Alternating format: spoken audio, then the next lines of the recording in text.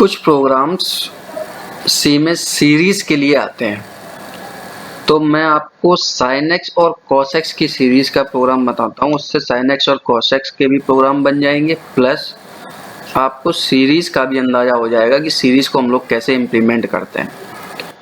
For example जैसे कि हम लिखते हैं sin x स्मॉल आई है, तो sin x की सीरीज क्या होती है, पहले तो आप सीरीज देखिए।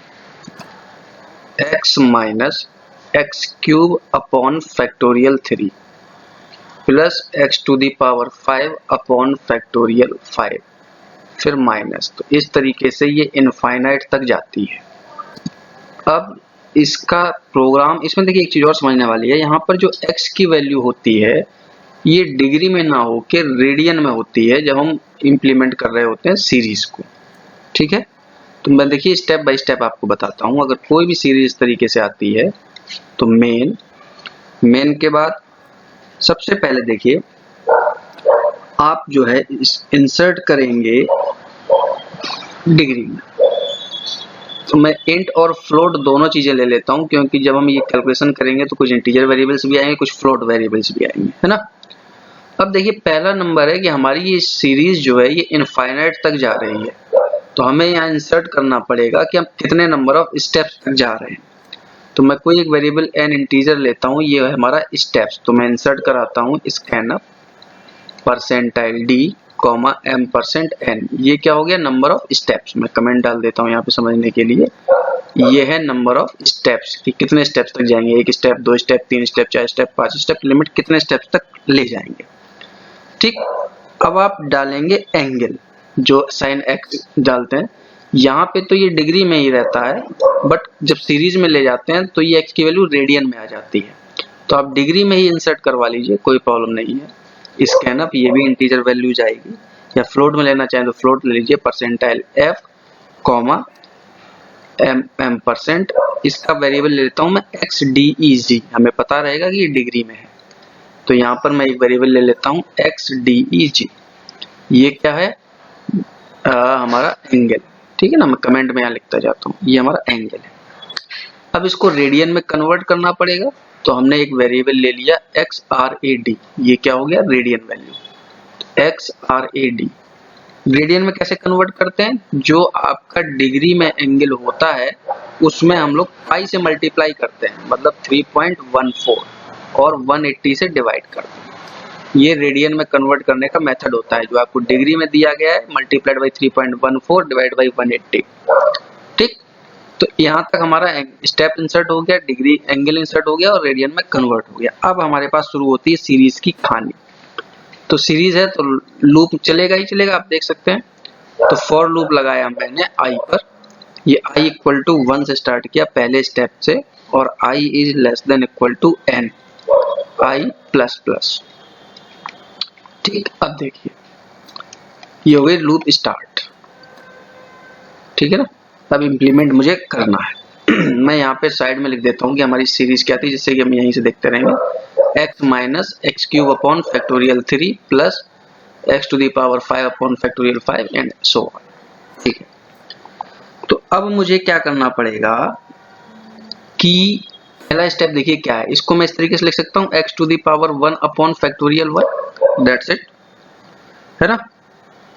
तो अब देखिए मुझे करना क्या पड़ेगा, जो हमारी x की वैल्यू है रेडियन में, है ना, तो हम यहाँ पे लिख रहे हैं x रेडियन है, तो मैंने लिख दिया xrad, ये हो गया x। अब इस पे पावर क्या चल रही है, 1 3 और 5, इस तरीके से पावर चल रही है ना।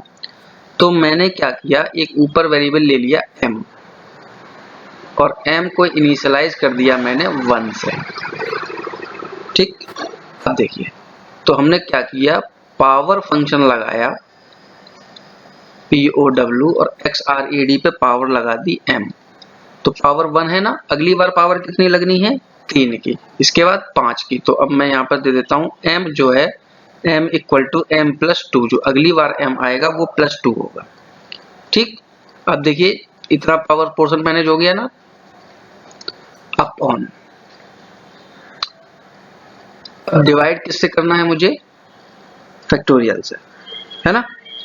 अब देखिए इसमें समझने वाली बात ये है, यहाँ पे या तो आप फैक्टोरियल का प्रोग्राम इंप्लीमेंट करिए या इसका एक और तरीका है, मैं देखिए बताता हूँ कैसे। पहले क्या डिवाइड करना है, 1 से 1 का फैक्टोरियल तो 1 ही होता है, तो मैं यहाँ पर एक वेरिएबल ले लेता हूँ p और p की वैल्यू कर देता हूँ 1, ठीक है ना। तो डिवाइडेड बाई मैंने लिख दिया, ठीक है ना। तो अब ये नया तरीका कैसे करेंगे, हमने क्या लिया, p एक वेरिएबल लिया जिसकी वैल्यू कर दी थी 1 और डिवाइडेड बाई कर दिया p। इसका मतलब अब ये वैल्यू, ये चीज हमारी इंप्लीमेंट हो गई, ठीक है ना। अब देखिए अगली बार x क्यूब जाएगा, ये भी मैनेज हो गया, ठीक है ना, m equal to m plus 2 से।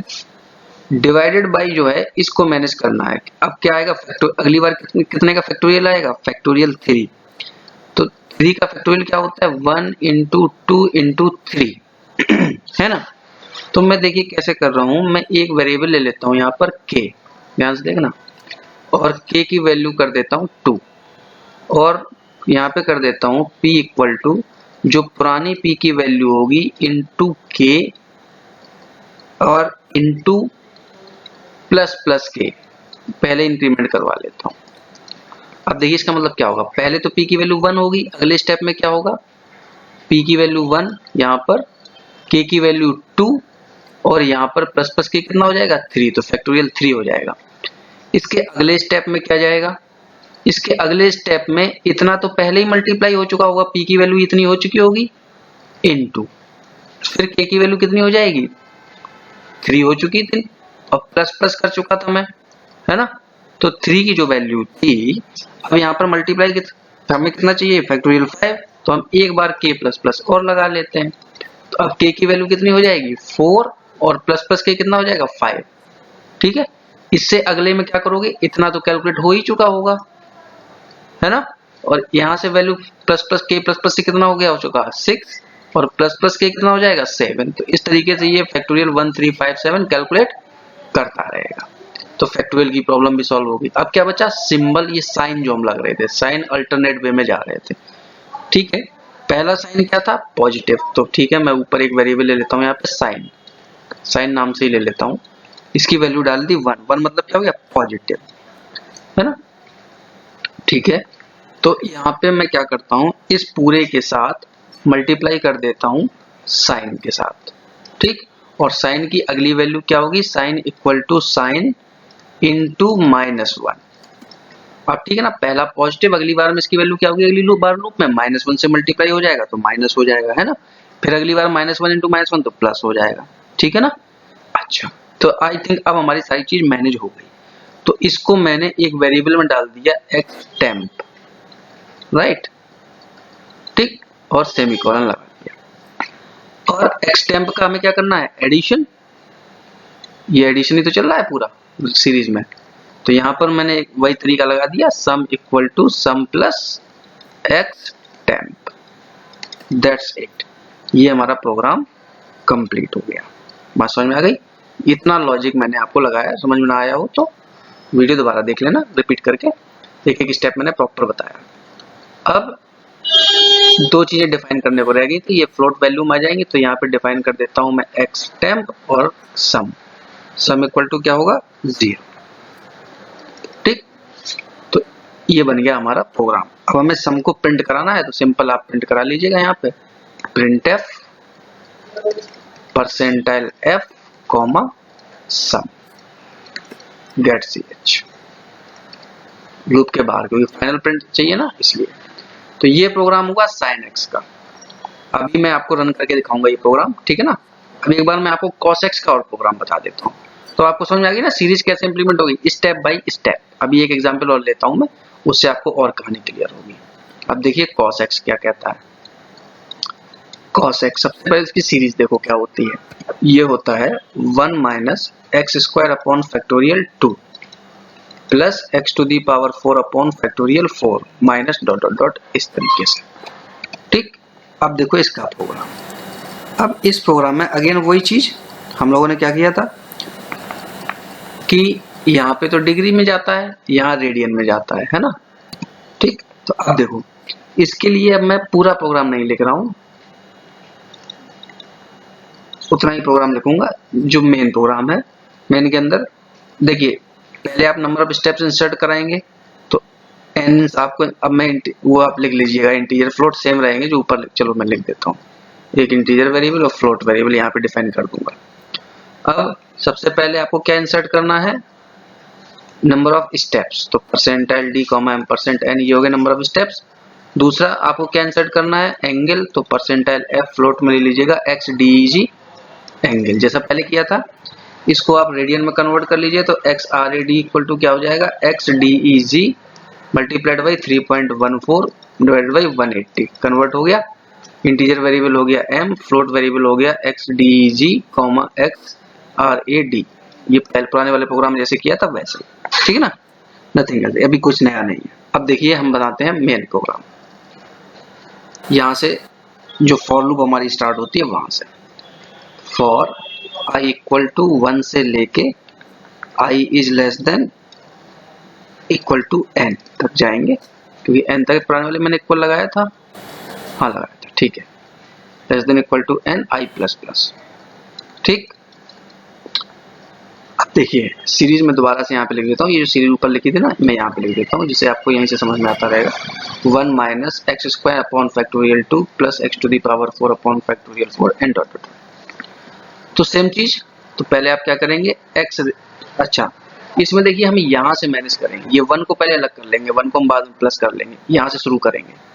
तो हम क्या करेंगे x r a d comma, power कितनी लगानी है 2, तो मैंने m ले लिया पावर ऑफ, और m की वैल्यू कर दी ऊपर कितनी 2, जो m ले रहा हूं इसकी वैल्यू कर दी मैंने 2, ठीक, डिवाइडेड बाई फैक्टोरियल 2 की वैल्यू कितनी होती है 2, तो मैंने कर दिया p, और p की वैल्यू कितनी कर दी 2, ठीक।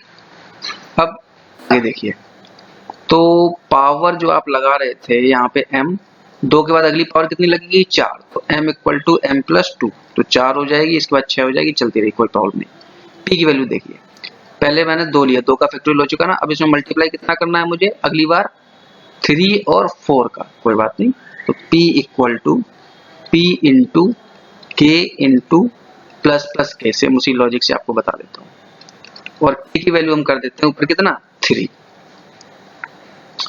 k equal to 3।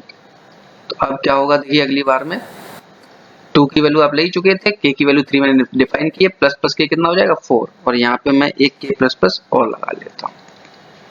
अगली बार क्या होगा, इतना तो आप कैलकुलेट कर ही चुके होंगे, इस k प्लस प्लस से कितना हो चुका होगा 5,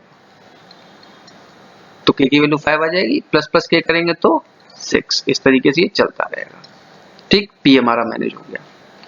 अब p के बाद क्या बचा, पावर इस स्टेप पे कर रहे हैं जो भी मैनेज कर रहे हैं, x r a d manage हो गया, पावर मैनेज हो गई, फैक्टोरियल मैनेज हो गया, साइन।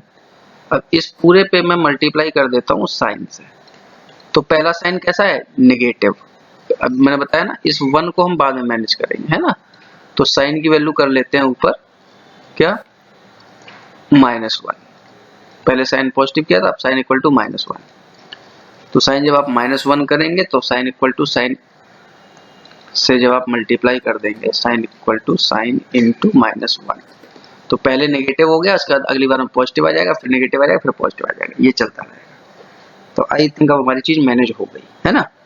तो इस वैल्यू को डाल देते हैं हम किसमें x टेम्प में, टेम्प। अब हमें करना है सम, तो लूप बंद कर दीजिए, यहाँ से फॉर लूप अंदर आ गए, ठीक है ना। सम कैसे करेंगे, sum equal to sum plus क्या x टेम्प, और सॉरी ये तो लूप के अंदर ही आएगा ना। अब लूप बंद होगी और प्रिंट करा लीजिए किसको, प्रिंटफ परसेंटाइल f कॉमा सम, और गेट ch लगा के मेन प्रोग्राम बंद कर दीजिए। अब सम की वैल्यू कितनी करेंगे, यहाँ पर देखिए हर प्रोग्राम में मैं सम की वैल्यू 0 करता था, तो यहाँ पे सम की वैल्यू करेंगे कितनी 1, क्यों, या तो उससे मैनेज कर लीजिएगा, 1 करेंगे तो 1 प्लस होता चला जाएगा, है ना, और नहीं करना चाहते तो सम इक्वल टू 0 करना चाहते तो 0 कर दीजिएगा। लेकिन फिर आप यहाँ पे जब फाइनली करें ना, यहाँ पे देखिए ये जो मैंने सम किया था यहाँ पे कर दीजिए +1, तो जो भी फाइनल आंसर आएगा उसमें ये वाला वन तो जो था ना वो यहाँ से मैनेज हो जाएगा। बात समझ आ गई? अगर सही से नहीं क्लियर हो रहा हो तो मैं दोबारा लिख देता हूँ इस लाइन को। कैसे लिखेंगे आप? Print f percentile f comma sum plus 1, that's it. ये लाइन दोबारा लिख दी मैंने।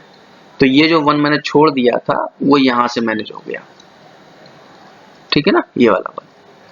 और यहाँ पे एक वेरिएबल रह गया था फ्लोट में एक्सटेम्प लिखना, तो मैं लिख देता हूँ एक्सटेम्प। यहाँ आई नहीं लिखा है तो आई ले लेता हूँ और ये कर देता हूँ। बस इस तरीके से प्रोग्राम।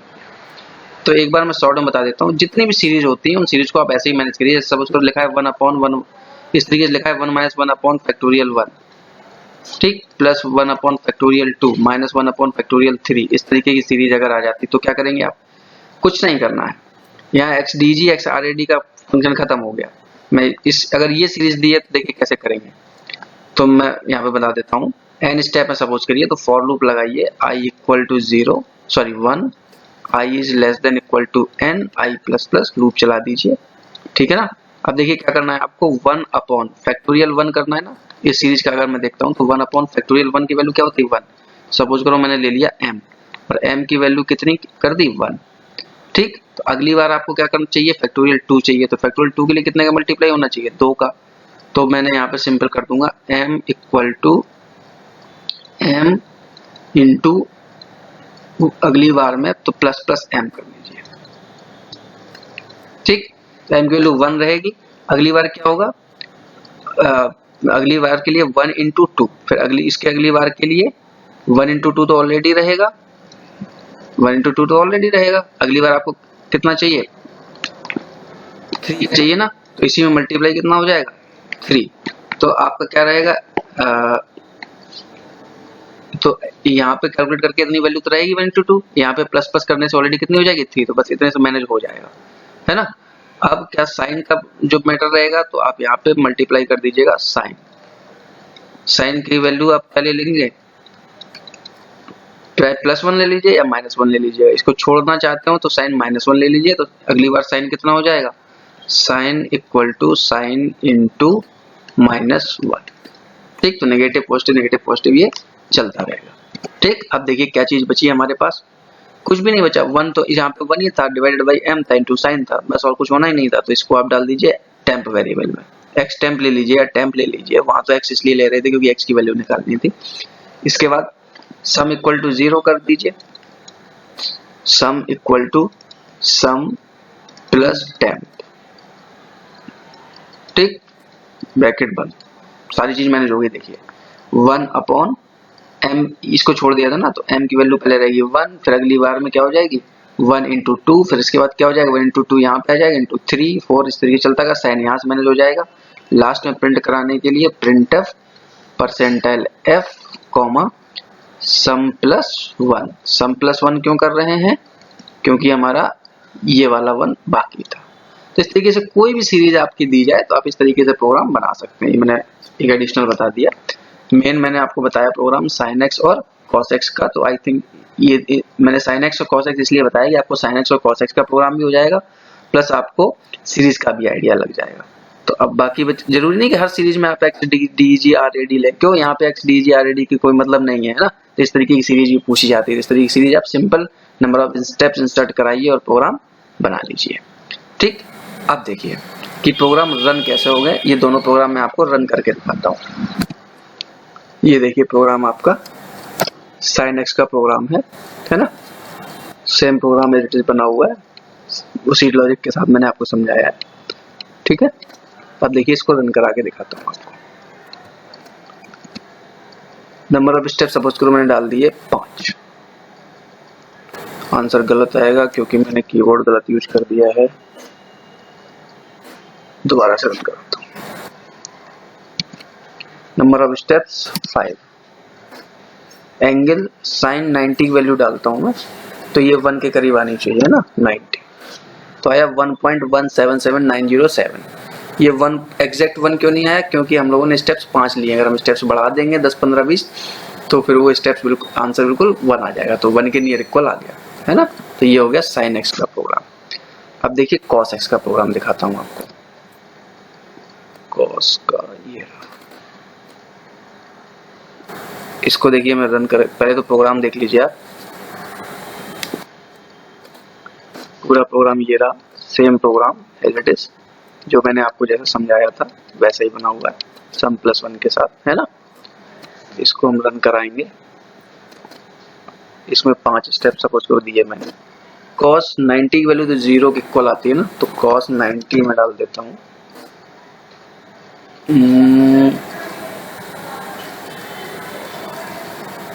ये ज्यादा ही फ्लोट में इसने कैलकुलेशन कर दिया, 0 पॉइंट देखिए अब 0 के नियर अबाउट इक्वल ही आ रहा है ना। मैं दोबारा से कर देता हूँ, 5 स्टेप डालता हूँ और cos 0 की वैल्यू निकालता हूँ, वो 1 के इक्वल आनी चाहिए ना। तो देखिए एग्जैक्टली इसने दिया है वैल्यू कितनी, 1.000, है ना। तो इस तरीके से आप sin x और cos x इन दोनों की ही सीरीज का प्रोग्राम आप बना के रन करा के देख सकते हैं, या इसके अलावा कोई भी सीरीज हो तो आप उसके साथ इस प्रोग्राम को रन करा सकते हैं। ठीक, तो आई थिंक प्रैक्टिस के लिए इतने प्रोग्राम बहुत हो गए। मैंने आपको देखिए क्या क्या बताया है, मैं लिख देता हूँ यहाँ पे।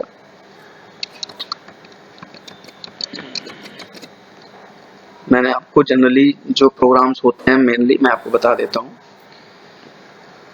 एक तो टेबल प्रिंट कराने का प्रोग्राम आता है, इसके बाद इवन ऑड का तो आता ही आता है, इवन ऑड जनरली पूछा जाता है।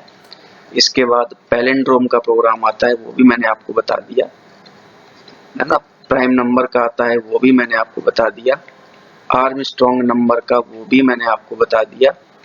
नंबर रिवर्स करने का इन दोनों में ही आता है, तो मैंने नंबर रिवर्स करने का भी प्रोग्राम एक तरीके से बता दिया है। रिवर्स में पावर वाला फंक्शन छोड़ दीजिएगा, जब केवल रिवर्स करते हैं केवल आप रिवर्स कर लीजिएगा, है ना। तो फैक्टोरियल का प्रोग्राम आता है, वो भी मैंने आपको बता दिया, है ना।